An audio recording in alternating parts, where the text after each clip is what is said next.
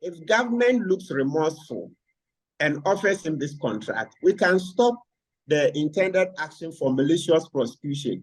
When we say malicious prosecution, that is the kind of case you bring against somebody who takes you to court, a criminal case, for no purpose, just to teach you sense, just to intimidate you, for ulterior political motives, just for political expediency. And that is what the government did to Benjamin Agordzo in this case. The Attorney General, Godfrey Dame, knows that there was no case against Agordzo. And yet, he decided to prosecute Agordzo because the government wanted to intimidate public servants. You know, because Agordzo is a senior police officer, they thought that by adding him to the coup, it will make the alleged coup look very serious. That's how they added Colonel Gamele. It also made the alleged plot look serious. So that, remember, it then becomes reminiscent of the 1966 coup against Kwame Nkrumah, the police coup military intervention.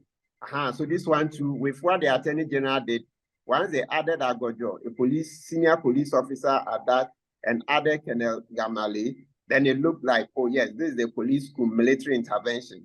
So you see that the Attorney General, and by extension President Kufuor, since he is the head of the executive, just sought to use that case, just sought to add these people to make the coup look credible.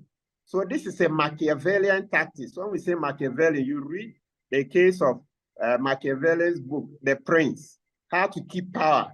So you try to intimidate people, you try to deceive people, you know, you try to create fear so that you can rule.